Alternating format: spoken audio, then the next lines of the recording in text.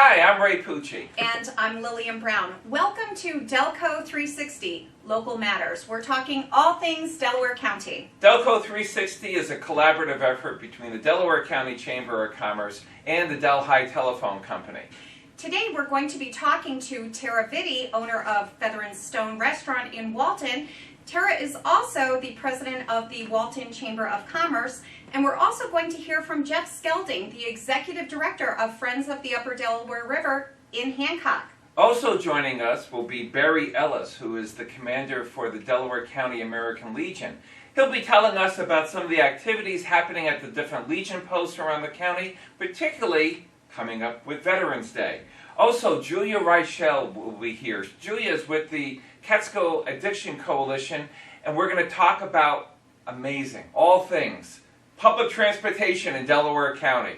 So stay tuned for that. Also joining us is Kimberly Lorraine, who's the executive director of United Way. And she's going to be telling us about the little engine that could. Stay tuned. We have lots of chamber program activity in the month of November. And let's start by talking about some of the programs that we have lined up that works with veterans. On November 14th, starting at 1 p.m., we have a Veterans Job Fair and a Business Expo. That's going to be at the American Legion Hall on Union Street in Sydney. That's our Hiring Our Heroes event. And as part of that event, we'll also have a Business Expo. So if you are a veteran and you're looking to start a business or looking for help in supporting your business, expanding your business, folks from the Small Business Administration, SCORE, SUNY Delhi, and others will be there to talk with you about some of the services that they have. Remember, too, that we're still looking for businesses to participate in our Honoring Our Heroes Veteran Discount Program. And that's just a way for local businesses to honor our active military and our veterans. Lillian, what else is going on? The other program that we have happening in November is our Community Heroes Awards. The annual award ceremony this year will be held on Tuesday, November 19th, right here in Delhi at the Delaware County Historical Association on Route 10. This year's award recipients are Patty Wood from Walton, Eric Wiedemeyer from Margaretville, and George Bergleitner from Stamford. Congratulations to all of those award recipients. The reception is being held from 5:30 until 7:30 p.m. on Tuesday, November 19th. We hope you'll join us. And for more information about all those programs and other things that we have happening at the Delaware County Chamber of Commerce, go to delawarecounty.org. Joining us today is Kimberly Lorraine, who is the executive director for the United Way of Delaware and Otsego counties. And she's here to talk to us about a really special program that United Way, with the help of lots of other groups, will be launching here in Delaware County in November. So Kim, tell us about this program. I'm so excited. This program is called the Dolly Parton Imagination Library, and it is hosted with the Dollywood Foundation down in Tennessee. She gives out millions of books every month to lots of kids. And the way United Way plays into this is each community, if they want to utilize the Dolly Parton Imagination Library, they must have a community champion. They must have somebody that is willing to take the referrals, enter the kids' data, check the addresses, do the recruitment, and that is where United Way comes in. We have stepped up to fulfill that role here in Delaware and Otsego counties. So what does this mean? It means sounds great, but what's actually going to happen? It means that any child that signs up, any parent that signs up their child, and the children have to be between birth and their 5th birthday, they will receive a free book in the mail addressed to them, which is very exciting for the kiddos. That in itself, yeah. Every month until their 5th birthday. So if a child is registered when they're born, they can wind up with a library of 60 books in their home, which can be a really big deal. That is a big deal. Yeah. So in addition to the book, what else comes along in that package every month? Okay, every month they get a book, and then they also send along what they call a caregiver's companion reading package, and it'll have games and stories, songs, ideas of conversation starters to have with your child that go along with that month's book. And one of the partners that you have locally is the O'Connor Foundation. Yes, the O'Connor Foundation. We started out with a small grant from Stewart, and then we received a grant that covered Stanford, and then we received a grant that covered Walton, and then O'Connor Foundation stepped in and they covered the rest of the entirety of Delaware and Otsego County. I actually teared up when I opened the letter. It's fantastic. That's incredible. Does this have a literacy component? Absolutely, absolutely. There's been lots of studies that show that the more literature-rich a child's home environment is, the more prepared they're going to be for kindergarten. And then there's further studies that show the more prepared kids are for kindergarten, the better that they're going to do on those third grade reading tests. That's the bar that everybody is reaching for, is proficiency by third grade. Because if someone's not proficient in their reading by third grade, they had difficulty later on. Yes, because after third grade, you're reading to learn. You're reading to absorb the material and the information. Up until third grade, you're learning to read. Yes, absolutely. And if you're still learning to read after grade 3, you're the going rest to struggle. doesn't happen. You may struggle, yes. The rest doesn't happen. And how does this program, Kimberly, fuel the mission for the United Way? A lot of United Ways, ours included, are involved in the grade level reading campaign. It is a national campaign to try and get every child reading at grade level by third grade. And this was something that was a United Way worldwide program, the Dolly Parton Imagination Library. So it seemed like a really good, and I don't want to say easy because it is time consuming, but a good and relatively easy fit for United Way to step in. And that literacy piece is central to our efforts at the Chamber for workforce. Again, if we need to have an educated, literate workforce, and having kids read by grade level by grade 3 is essential for that whole project. Absolutely. Now you're planning, and we're helping a little bit Yes, anyway, a lot. a way of launching this program. So Yes. tell us about that. We are going to be having our Delaware County launch at the Delaware-Ulster Railroad over in Arkville on November 12th at 10 a.m. We've got a couple of nursery schools that are coming, but it is open and free to anyone with a child under 5 if they want to come.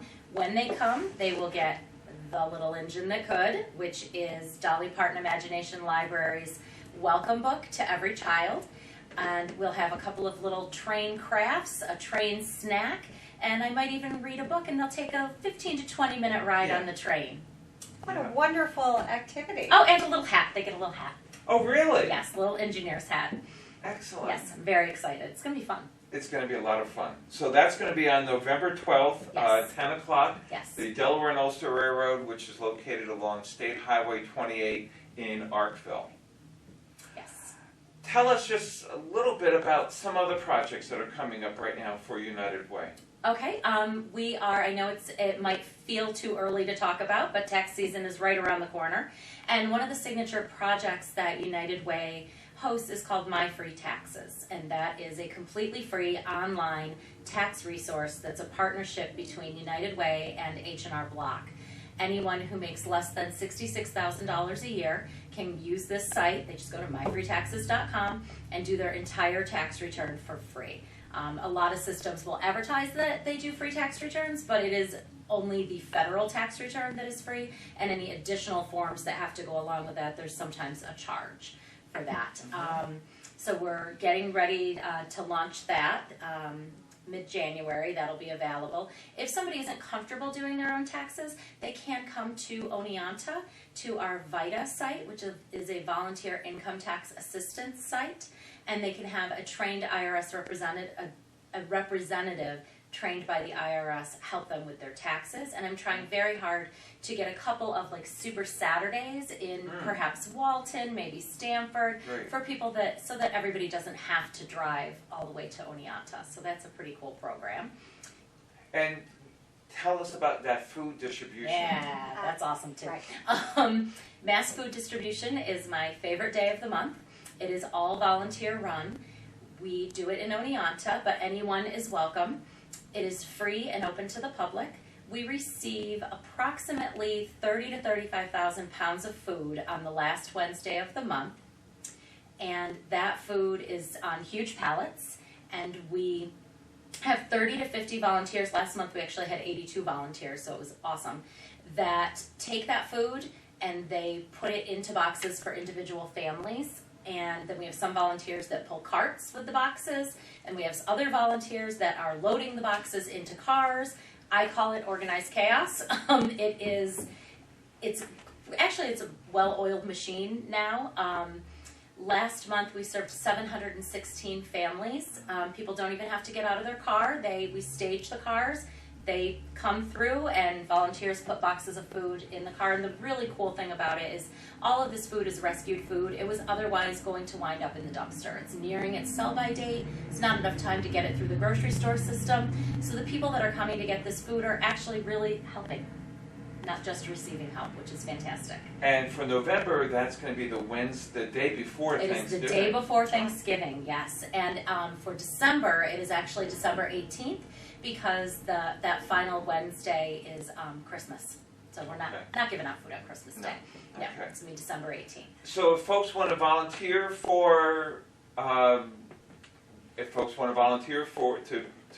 at the food distribution, Yep. or hey, we're planning on coming to the Imagination Yep. library event, Or for in any November. other Or Any for other other- reason, we do lots of stuff. If you are interested in volunteering, want to know anything more about the United Way, the number to get more information is 607-432-8006. And all of our volunteer opportunities and our partner agency volunteer opportunities are listed on what's called a Galaxy system. If you go to www.unitedwaydo for DelawareOtsego.org, there's a little button up top that says volunteer. Click that, takes you in, and it will show you all the volunteer opportunities that we're involved with. It's pretty cool. So for the mass food distribution, don't just show up and volunteer. Right. Please let us you know, but that if you can show be up, there. we'll find you a job.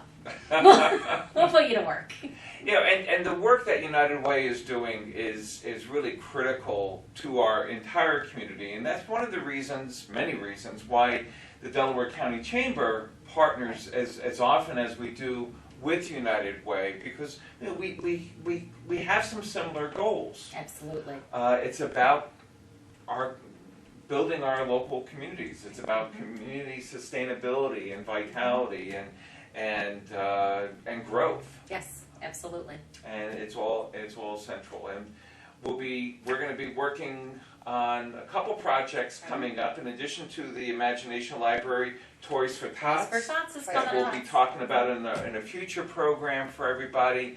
And in this program, we'll be talking about our Community Heroes program, and that's a project that we've done in conjunction with United Way as well. Yes. So Kimberly or Lorraine, thanks for joining us Thanks today so much on for DelCo having me. 360, Thank you so much. and keep up that good work. All right. One I will. last thing, Yes. give that phone number again for folks. The phone number for the Delaware and Otsego United Way is 607-432-8006. The website is www.unitedwaydo.org. Thanks. You're welcome. On today's Chamber Member Spotlight, we have Tara Vitti with Feather and Stone Restaurant on West Street in Walton. Tara, thanks for joining us today. Thanks for having me. So, Feather and Stone Restaurant, tell us a little bit about it. We've been open since September of 2014. We're on West Street, the new Main Street in Walton. We take pride in having a very scratch kitchen, including dressings, pastas, breading to order, cheesecakes. For example, we have cheesecakes here. We're going to talk about the cheesecake in a few minutes. We're going to eat the cheesecake in a few minutes, let's be honest. And including a lot of the scratch includes a lot of using local products from local farms, meat, produce, etc. I have a standing order of kale every week that comes in, and just try to really make food real again and, you know, bring that to Delaware County. I know there's other restaurants as well that do that really well, but we also try to do that as well. Good food done well. Yeah. I'm a big fan of Tara's restaurant and many of her offerings. And one of the things that I've noticed about your restaurant is you do support other businesses. You support local farmers and others by purchasing their products and adding them to your menu. Yep, let's see, for example, we have a honey lavender cheesecake, so local honey, local lavender. Joni, can you zoom in on this one, which I will be eating? Look at these delicious cheesecakes. I feel like any business needs to be part of a community, and that's really important. You know, there needs to be more restaurants, there needs to be more farms, there needs to be more everything in Delaware County, and that's, I'm from Delaware County, born and raised, but I lived a lot of other places as well, so when I came back, I was missing the city of Seattle, where I lived for 7 years, and I tried to make Walton Seattle, or my restaurant Seattle, and to make that what I wanted. I was missing. I wanted what I was missing from the city, and brought that to Delaware County. And as I've gotten more involved with Walton politics and Walton and Delaware County things, I've realized that you need to work together, and together we can all make a lot more things happen and expand everyone's business, etc. Tara has a great hashtag that she uses on much of her social media posts, which is Walton Proud. The Chamber uses the hashtag Stronger Together, and so we are.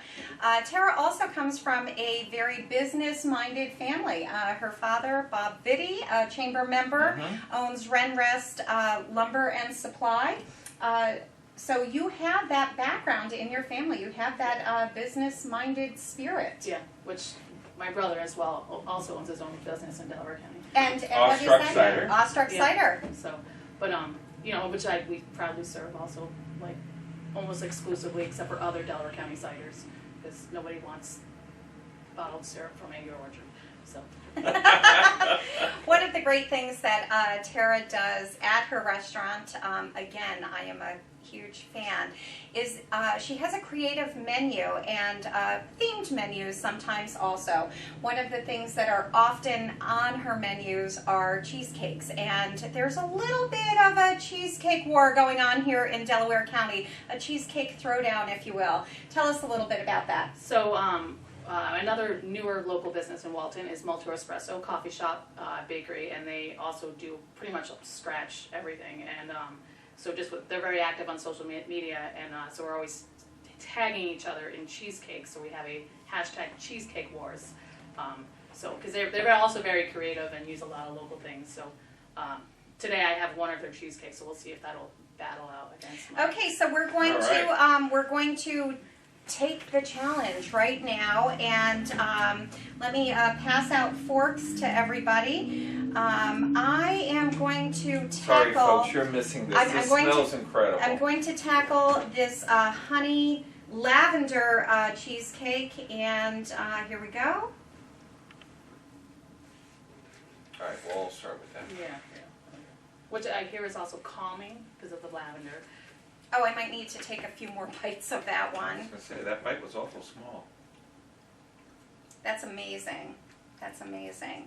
And so which one do we have here from Multo Espresso? This is their white chocolate and raspberry. Okay, Multo. Game on.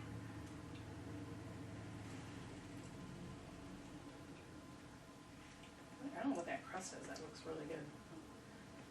That is amazing. That is amazing. Multo Espresso, located on Delaware Street Oh my gosh. in Walton. What a great way to support and promote other businesses. And to that end, you have taken on a new role recently. As of January of this year, I became the president of the Walton Chamber of Commerce, which is more work than I thought it would be, but also rewarding. But I'm glad to be a part of something that can help Walton grow and expand and just work collaboratively and get, Walton to grow and expand. For example, we just had a mural unveiling for the West Branch artists on the side of a building in town, and that mural is beautiful, and It's one of 3 spectacular. in Walton now. So we're the new mural town, if you will, or we hope. When we want more and more art and more everything, and the Walton Chamber was able to be really collaborative with the West Branch artists, a newly formed group, to really, brighten our town and bring tourism to our town and locals to our town, to have them walk on Main Street and shop and eat and see art. And Tara, I remember when the unveiling of that mural a couple weekends ago. By the way, there's a third cheesecake sitting there. Oh, well, here we go. That just smells incredible. And tell us before, I'm sorry to interrupt you, Ray, but what do we have here as our third selection? So that is a Kahlua Bailey's cheesecake with Oh. a coffee crust and chocolate covered espresso beans Oh my gosh. from a local candy and gift shop. But when we were standing out there for the unveiling a few Saturdays ago, and I commented to you about how many people, I mean, there were, 75, 100 people Yeah. standing in that parking lot in front of this unveiling. And I said, this is incredible to have this many people standing in a parking lot in Walton about this. And you said, yeah, and it's about art. Which, art is something I identify with and I think is an asset, and I love to create my own. I don't have as much time now, but I want to make sure that it's for everybody. And that mural, I mean, everyone got to put it, it was a very community-orientated mural. It included rocks from local students in the schools made mosaics, and we had different people helping. It wasn't just some artist, which would be fine if there was just some artist painting the side of a wall, but that was such a collaboration. It just shows how Walton can be collaborative. It was a community project. It was engagement. It was incredible. And it took them the whole summer to get it done, but it was so great, and everyone had a piece of that. And those kids are going to be able, there were 7, 8-year-old kids who were like, I was part of Yeah, this. I made that fish, I put that piece of glass on here, and Right. they learn a new skill and feel proud of their town. I mean, that's what it all Tara about. is also a great supporter of the arts at Feather and Stone Restaurant, a fabulous eatery in Walton, who also supports local artists and has a rotating art display at the restaurant. So you can come in for a meal and also enjoy some really amazing art and music. So tell us a little bit about that. We do a lot of music, primarily Fridays, almost every Friday, dinner music, so kind of your more singer-songwriter. And I've met a lot of people through that. I think we've been open 5 years through that. There's such a great local music community in our area. We have open mic every other Thursday, karaoke opposite that. And it's just, I feel so great to be able to support that music community. And my customers appreciate it, and then they support me. It all works hand in hand. And this whole county has such a vibrant music community as well, and that's really goes hand in hand with having a restaurant. And I absolutely love how you showcase local artists. That's amazing. I think we need a vote on the cheesecake before we move on. And so I am deeming the coffee bean and Kahlua cheesecake the winner. How about you, Ray? It's tough between you said Kahlua and Bailey's? Yeah. Oh. That one and shout out to Molto Espresso. Those two are I may have to have a second taste just to see. Okay, Molto, tag you're it, Molto Espresso in Walton. Tara, if people want to come down and see the restaurant, eat at the restaurant, how do they get there? Where are you located? So our main street in Walton is Delaware Street. We're on West Street near Klingers and Renrest Lumberyard. We call it the new Main Street of Delaware County, Walton that is. But it's just a block and a half up, and we're open 5 days a week, right? Tuesday through Saturday. So come in for lunch, dinner, late night, cheesecake, music, art. Also, And now you can ride your bike to Walton. oh, right. Yes. And you always could ride your bike to Walton, I suppose. But now with the installation of 2 bike racks that are currently placed there in Veteran Plaza, you have a place to put your bike and walk around and explore West Street, walk around and explore Delaware Street, a little bit there in Walton. And those bike racks are there as, again, talk about a collaborative effort between the Walton Chamber, the Delaware County Chamber, the Office for School and Community Health as part of the New York State Department of Health, and certainly the Walton Town and Village crews as well. So anything to mention on those? They're nice addition to the Veterans Plaza. Really excited to see that happen, and hope that this more collaboration can happen between the village, town, chamber, and that we can all grow together. The name of that mural was Walton Rising, and I think that's kind of speaks to this bike racks, Walton Rising. We're not the flood town, we're the mural town, the bike town, the cheesecake town, etc. What are some of the things that are up and coming for the Walton Chamber? Right now, we're working on coordinating our Spend the Day in Walton, which coincides with Small Business Saturday. So that's the Saturday after Thanksgiving. Also our Christmas parade, which is the night before Santa comes to town, and then all day you get to see Santa, have breakfast, and go shop, etc. So we're working on getting all of the village of Walton on board with that. Great. Tara Vitti from Feather and Stone Restaurant and the president of the Walton Chamber of Commerce. Thank you so much for joining us today. Thank you for these. Thank you for the cheesecake. Thanks, Elaine. Thanks, Ray.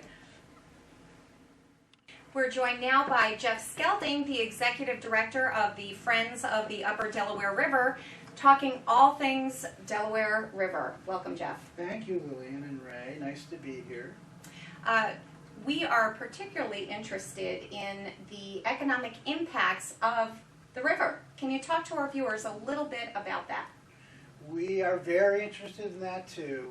That's probably our primary message these days, Lillian and Ray, is we don't talk so much about the fish or the ecology, which is obviously very important. The way we talk about this river up here, which I think is the winning message, is the economic message. It's a powerful economic driver for the region, as you both know, especially between April and November. In what way? Well, it's a destination angling river for people from all over the northeastern United States, all over the country really, and also internationally. Sure. It was, as many people might not know, the construction of the New York City reservoirs at Pacton and Cannonsville created a unbelievable high-quality wild trout fishery since the 1950s and 1960s that attracts people from all over the world. And it's got to be one of Delaware County's most important natural resource assets when it comes to tourism and economy and bringing people here to enjoy our communities and spend money here. The river is definitely a recreational asset, not just for anglers, but for those who enjoy boating and floating. And your organization, Friends of the Upper Delaware River, has been instrumental in bringing some federal funds to the area. Right, above those reservoirs at Cannonsville and Pacton here in Delaware County, there's been 40 years of massive expenditures, mostly driven by the city of New York, right? And so that, I think that economic boost has come with some controversy, but as a general matter, it divides Delaware County, at least through the lens that we look at it. And those reservoirs are really divide the county, and I often use the term, it's a tale of two counties. So above the Cannonsville Reservoir and the Pacton Reservoir, right where we're sitting here in Delhi, for example, we've had 40 years of investment in the city of New York, doing all kinds of things. Arguably good things, certainly controversial, but very important economically for the region. When you get below those reservoirs in Delaware County, you have zero investment from the city of New York because it's just not, they're not interested in that area. What is your perception for the reason why?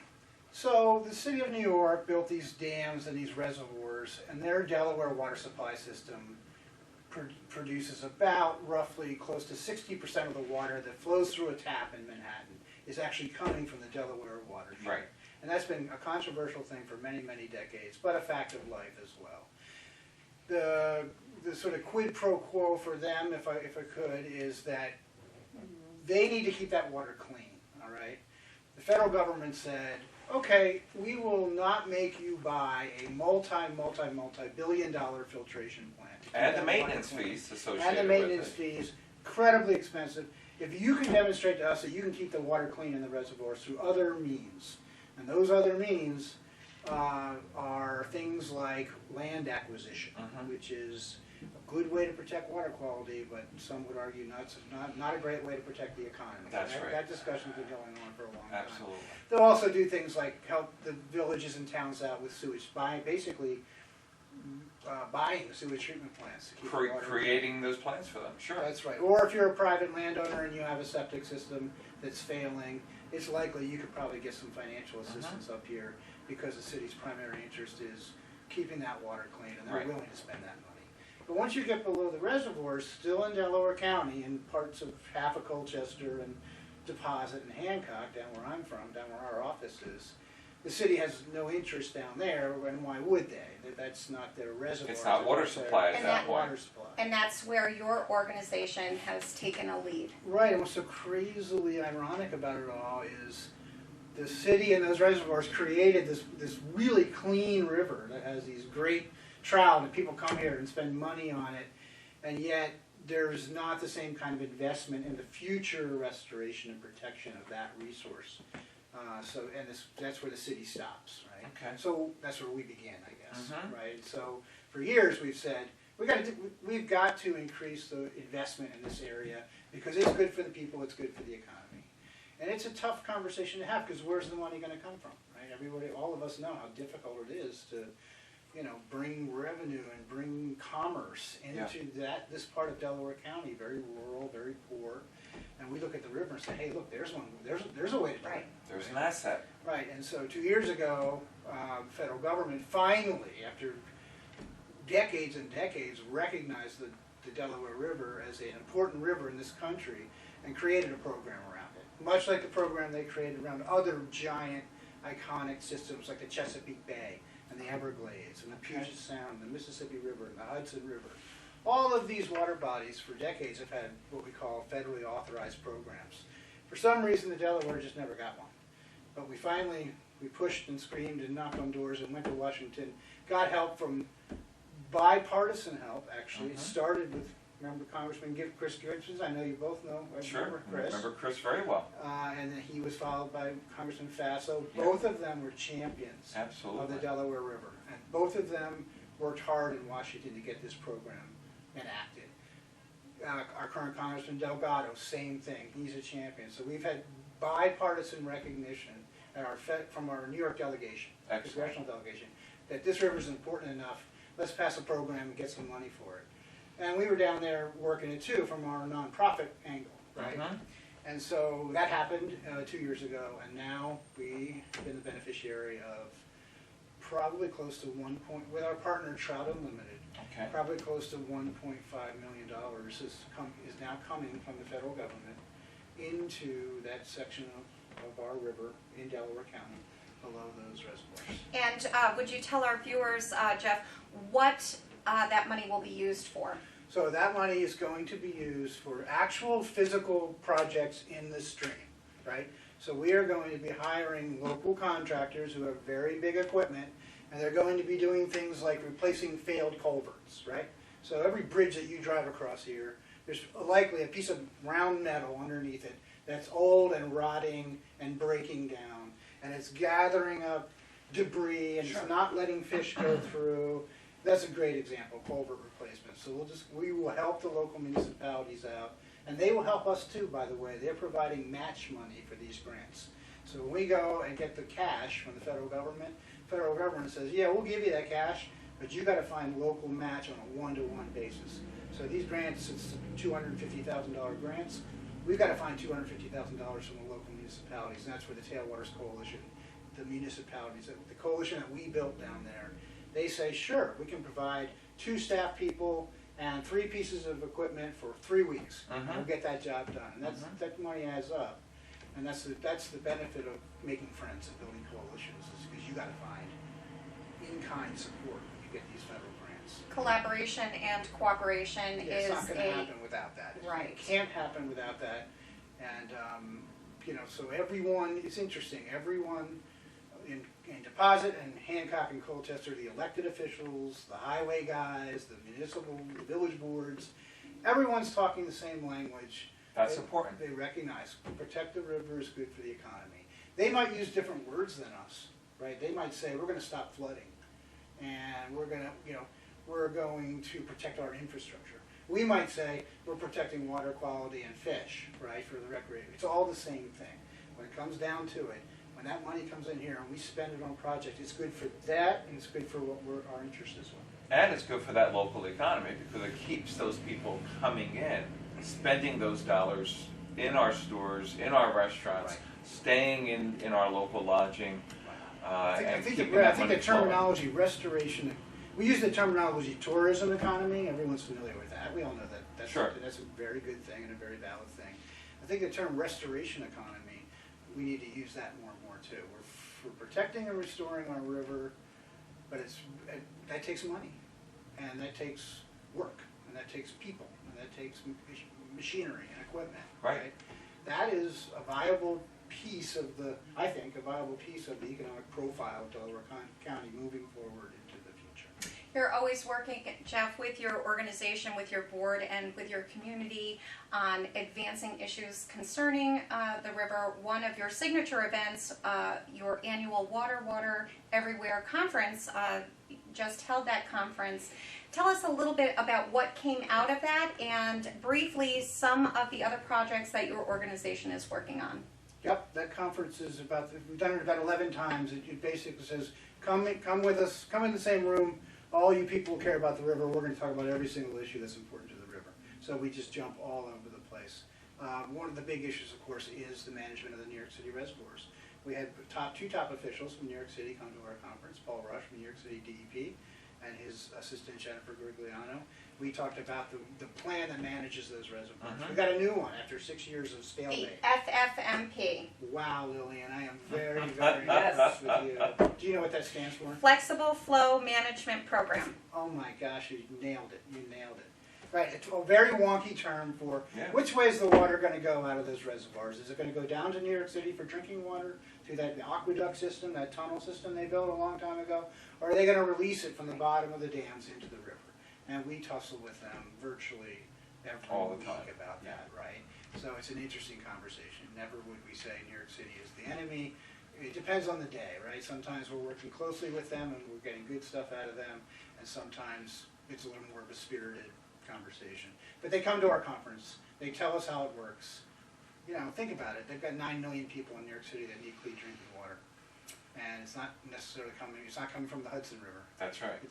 Increasingly, it's not coming from the Catskill system, the next system over, or the Croton system down closer to the city. It's coming from the clean, rural sections of Delaware County. You know, that's what's happening.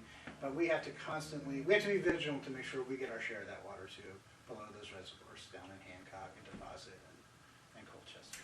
Jeff Skelding, Executive Director of the Friends of the Upper Delaware River in Hancock. Thank you for joining us. Thank you, Lillian. Thank you, Ray. My pleasure. We're joined now by Julia Reischel with the Catskill Addiction Coalition, and we're all part of a new grassroots movement for public transportation here in Delaware County. Julia, thanks for joining us today. Thank you, Ray. Thank you, Lorraine. Tell us about this movement. What's happening? Okay, so Delaware County is one of only 2 counties in New York State that doesn't have any form of public transportation. This is something that is something we can change. There's really no reason not to, from the standpoint of what are problems we can see in the world around us that we can work towards altering, right? I started this project by being part of the Catskill Addiction Coalition back in the winter of 2019. I went to a conference they had, and they had a bunch of gaps up on the screen for people to choose to work on, right? Problems that are issues for people in recovery. Prevention and economic problems, economic development, lack of jobs, and then transportation. And I looked at this board of problems and I was like, oh, transportation. That seems doable. It's not the moon launch. It's not like, making gold. Maybe we can do this in this county. Maybe this is something that we can look into. So I looked into it with the help of the CAC and a bunch of resources, and indeed there are a bunch of different groups, organizations, and people, all of whom want it. They need public transportation. Businesses need it. I mean, I'd love you to speak a little bit to that. To get their workers to and from work. People in various social services organizations need transportation to help their populations. This is an issue that comes up in DSS, it comes up in Delaware Opportunities, it comes up in Office for the Aging, it comes up in the ARC of Delaware County. Those last two both run their own private bus services to get their people around, but they all need more. It's just an issue that everybody kind of goes, oh, in Delaware County, transportation is a problem. And then they go, oh my God, what a big problem. I guess we'll just have to deal with it, right? We'll just suffer with our big We'll just ignore it. I don't even want to say that because it's such a daunting problem, right? We have an enormous county the size of Rhode Island, Delaware, one of those, I think it's Rhode Island. And we have a very poor population. So, you know, and owning a car, I think, costs you about $9,000 a year.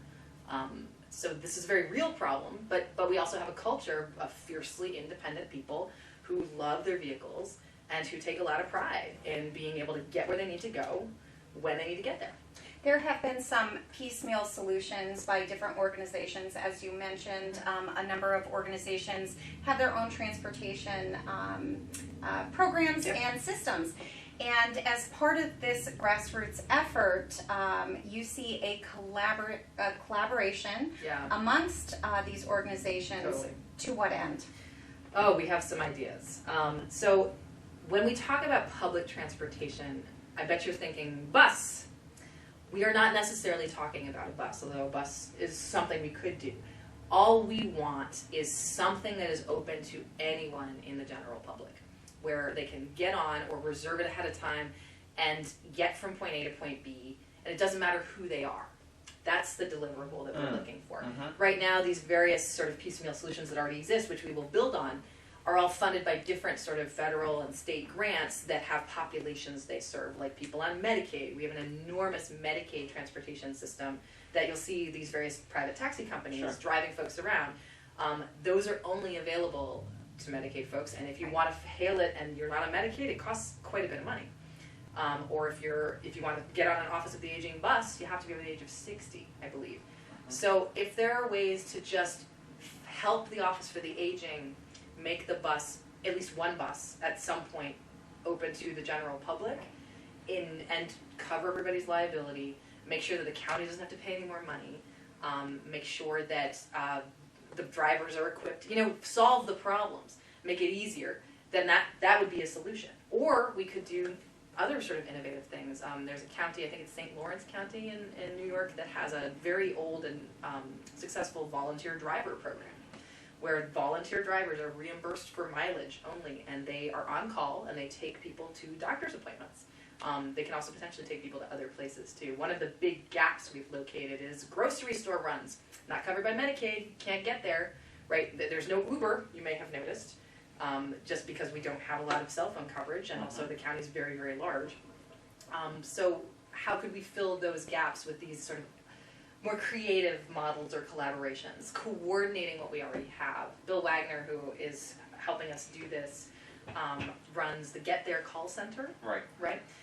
Which is a project of the Rural Health Alliance Rural Health Network. South Central New York. Rural Health Network of South Central New York. He's the mobility manager for Delaware County. Which I bet you didn't know we had a mobility manager in Delaware County, but we do. And that right away is already something that we can use collaboratively and work together to make any sort of slightly more available public option happen.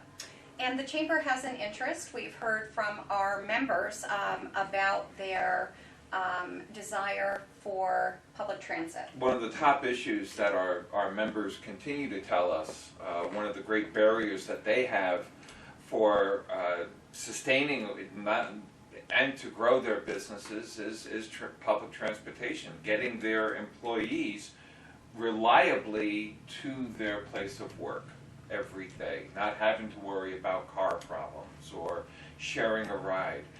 We've all heard stories of employees who are walking 2 and 3 miles one way every day to get to work. So the lack of a public transportation system In addition, it just compounds our low unemployment rate. Right now in Delaware County, about 4%, to get people to employment and to help our businesses find those employees that they need. So this may seem like a daunting task, but some of the components are already in place. Most of them. That's really why I picked it. Right. I mean, I'm also an elected official in the town of Middletown, and elected officials like to get things done. And transportation, believe it or not, in Delaware County does seem like an achievable goal because all the players are already here. The Department of Public Transportation in New York State in 2011 was involved in another effort to try and get a public transit system, and that ended up not really happening because Medicaid-assisted transportation kind of took the wind out of the sails of any eagerness to do a public system. But DOT is super interested in helping Delaware County develop a public transportation system. And when I mean interested in giving us money. And that would be great. Now, money comes with strings attached, of course, right? The whole system, top to bottom, needs to be bought in. That includes our municipalities, the county. But if we can show the county that this is something that there's a demand for, it will goose workforce, it will help the economy, it will reduce suffering, maybe, and it also won't raise taxes, which we don't want it to raise taxes. Like, that's not it. Right. It is an expensive kind of business to get into. So that's why the approach isn't, oh, let's do another bus run. It's, okay, what are the resources that aren't being used? How can we use the ARC vans that are already parked for a certain part of the day? Like, or can we have a bus run that's already going somewhere be open to more people? Or can we collaborate on some new stuff, like a van pool system, which is something that Bill at Get There has suggested. The idea of coordinating people's commutes to and from work. Now, there are a lot of benefits to that, but also it's sacrifice. Like, you have to share your ride with people, and that's a cultural thing that might have some resistance. But at the same time, it might really help people out. So there are a lot of collaborative sort of ways we can fit pieces together more efficiently and use our resources better. And that can have real tangible benefits. That's why it's such an exciting project to work on. And I know when I talk about it, I tend to get the like, oh, this sounds so daunting, right? But it is not rocket science. It is something that we can work together to even make some small gains in. Like a workforce driver program of some sort, which is something the chamber I hope will be involved with, would be so neat and exciting. And like it will also be an employment benefit. You'll have employers who will get better, more reliable employees. And the employees will have reliable rides to work. And it'll be cheaper. And you are advancing the issue already. Your group has taken a number of steps. Where are you at in the planning process? Oh my, okay. Well, we have 3 prongs, right? One is an outreach prong, which is what we're doing right now. Just talking about the fact that transportation is something that comes up almost at every meeting of any county organization. Just, oh, the transportation problem. So that's a thing we're going to be attacking. We need to help update our county's plan. Our county's plan, the last really comprehensive one was done in 2011. And lest you think I'm all about doing a study, I'm not. And that was just for transportation. It was a very long document about this big giant brick, and I bet anybody in county government who was around then is like, oh, that transportation plan, like it's huge. But it did outline in great detail how we could fill some of these gaps and do collaborative solutions. So we can look back at that and see what has changed and what new things are available. For example, we didn't really have a mobility manager in 2011. But we do have one now, so that it is different. And then we can also talk to our elected representatives about the importance of this and also support our various local organizations, nonprofits, private individuals. Like I have a lot of grassroots folks who are like, can we just raise some money and do a volunteer drivers program? And I'm like, maybe, but let's not rebuild the wheel yet. There's a group called Catskill Neighbors and Fleischmann's, at the very east end of Delaware County, and they do a driving around elders program. And they, I guarantee, don't necessarily know all about the Office of the Aging's offerings in this regard. And they're doing a ton of work, but let's hope that we can connect those two and consolidate the resources so that everybody's got. Well, let's look at the existing resources. Right. So exactly. We're not recreating everything, and that's one of the limitations that we have in our county, not only is it huge, but we don't tend to talk to people over the next hill. Yeah, that's the thing about living in a place where you're divided into cloves, and Right. and we're small towns. So bridging those gaps is real. It's a real challenge, and that's really the thing we've done so far. And I'm delighted to have people picking up the phone when I call them and I say, hey, what do you think about public transportation? And they think, oh, I don't know. And I say, hey, I think there's some energy about this. Let me put you in touch with so-and-so and so-and-so and so-and-so. How can we help you? And then I get just a lot of willingness to say, oh, I need help. I need drivers, the ARC says. I need drivers, the OFA says.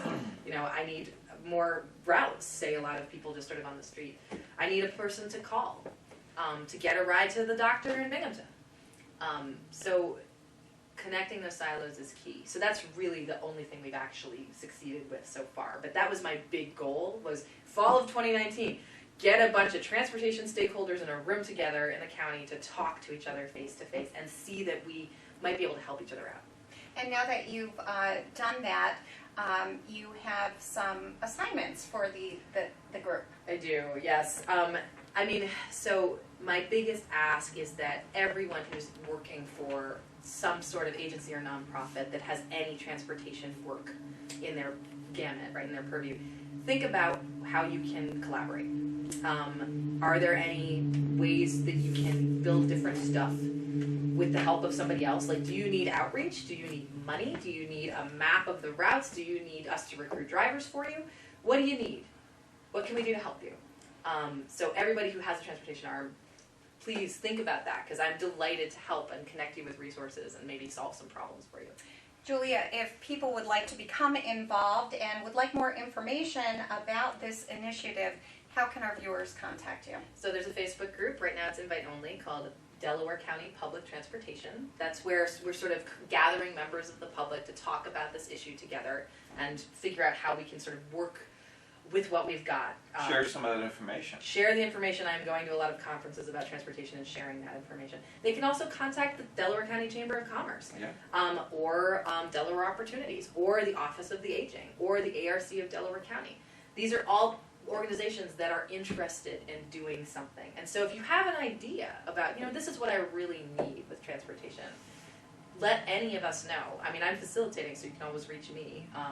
I'm located at the Catskill Addiction Coalition. My office is at Margaretville Hospital, which is my employer.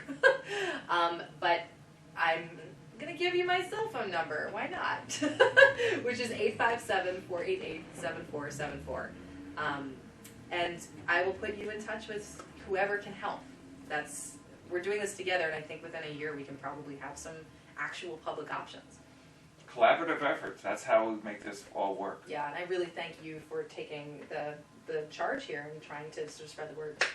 Well, Julia Reischel, thank you for joining us today. Thank you so much.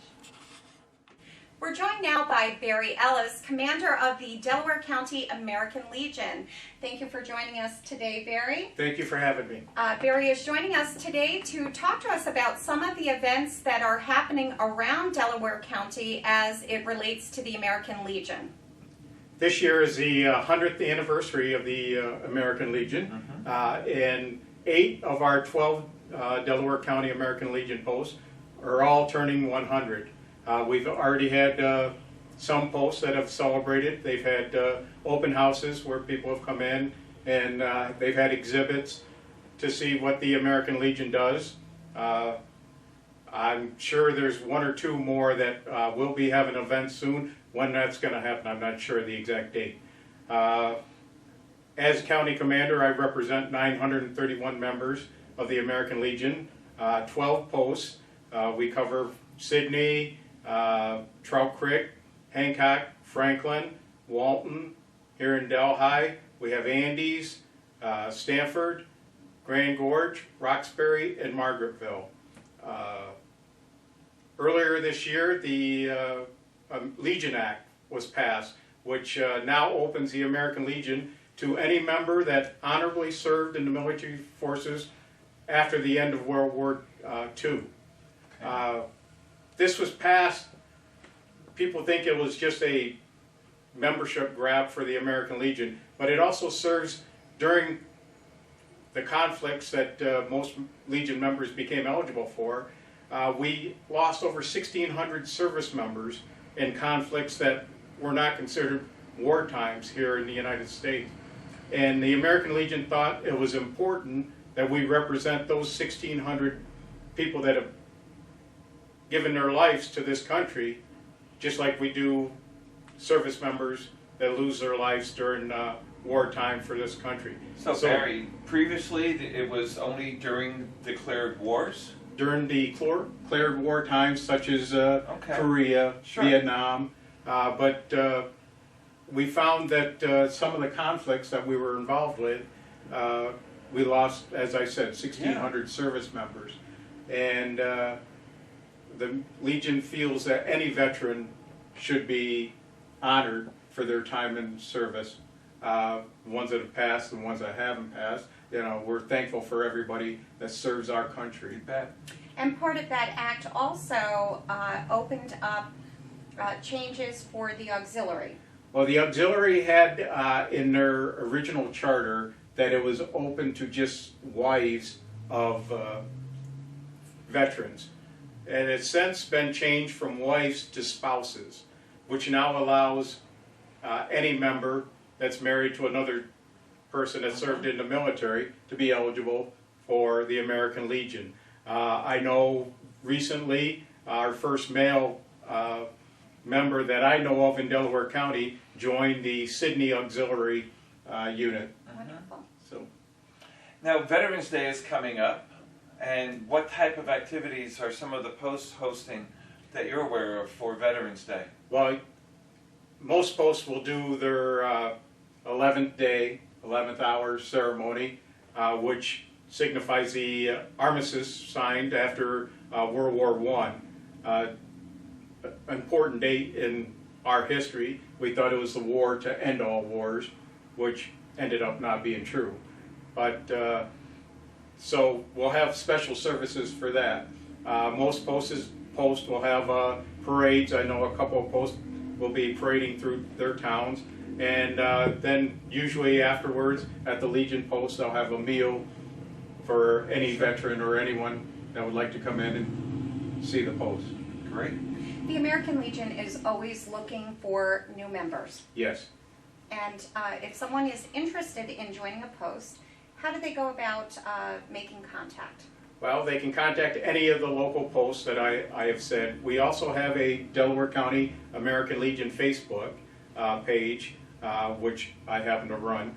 And we also have a Delaware County, New York American Legion web page, which would give you information on who's the commander of what post that you're interested in, or just general information on who to contact with whatever post that they might be interested in. Great. Is there anything else you'd like our viewers to know about the American Legion and our veterans?